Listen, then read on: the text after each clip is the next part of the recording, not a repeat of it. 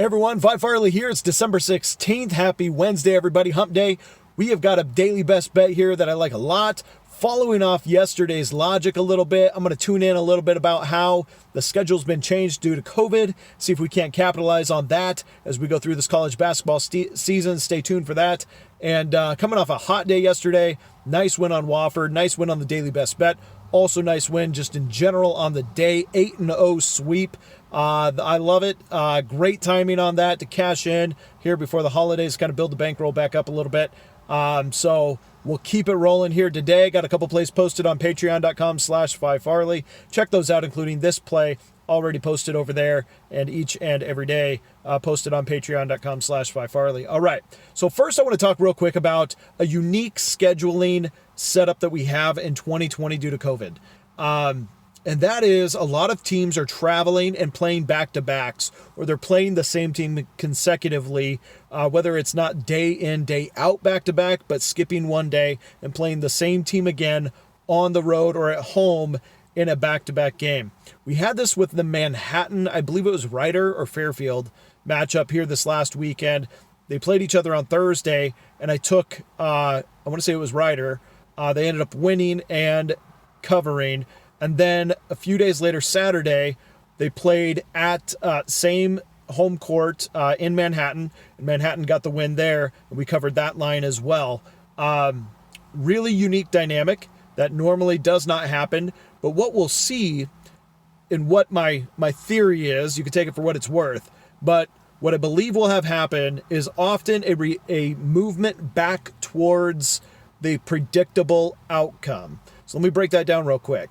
If the predictable outcome was 4.5 in favor of Rider, and the first game was a 9-point win by Rider, I think we'll have a swing back the other way beyond the 4.5 towards Manhattan. Now, one thing to note is I would be mindful of sharp money on those games, because if it were to go the other way, if we had a 9-point swing after the first game, and then the line is moved from 4.5 and now opens up at 8, and then is moving up towards 9. I would lay off that game or consider the other side. But for the most part, by default, in those back-to-back games, it follows the logic of the team that lost is the team that learns. The team that wins stays complacent. And for those athletes out there, if you've played sports, if you have a history of sports, especially competitive sports, you know what I'm talking about when it comes to revenge and when it comes to learning from a loss or not changing after a win.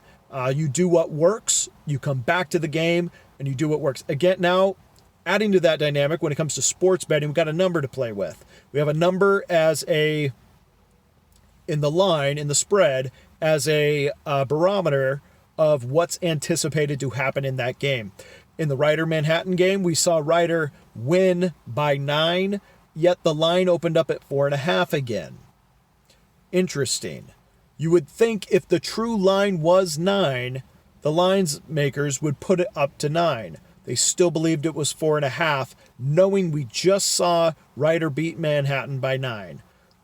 Hence, the other side, it was due to a couple threes that were hit. It was due to inflated defense. It was due to higher energy level. Call it what you will. One reason or another, it landed on 9.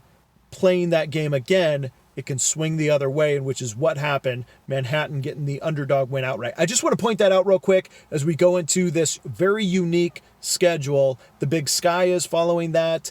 There's a couple other conferences, some mid-major, some smaller conferences that are going to be following that dynamic. So be mindful of that and see if you can't take advantage of that early on and read those lines as they come out game 2 specifically in those back-to-backs. All right, now let's talk about daily best bet here. Memphis, Tulane. Yesterday we saw a Wofford team that was much, much better than their opponent. However, their records didn't necessarily speak to that. Here we get the same thing. Memphis sitting at 4-3, playing Tulane, undefeated 4-0 this season. Well, when you dig in a little bit, Tulane, they played Lamar, they played Lipscomb, they played Southern Miss, and they played Arkansas Pine Bluff. They have not played a single team that is close to an average team, according to Ken Palm, this year.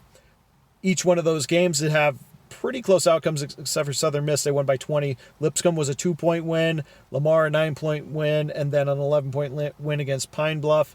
Again, each one of those teams, bottom part of college basketball just in general. Now let's look at Memphis. Memphis plays St. Mary's, Western Kentucky, Virginia Commonwealth, Arkansas State, Central Arkansas, Mississippi Valley State, and Auburn, all of which their 3 losses are 10-plus points better than the average team, according to KenPom.